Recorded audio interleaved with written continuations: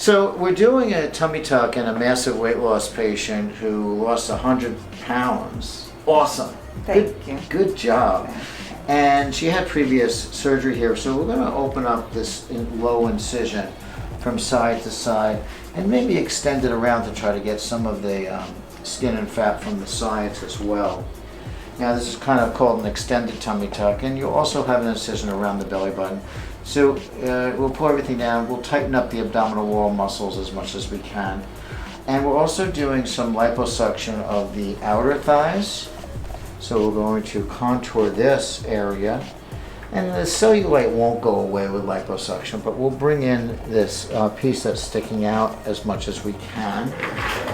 And what we're going to do is we're going to put the fat into the butt to give us what we call Brazilian butt lift, to give us a little bit more fullness.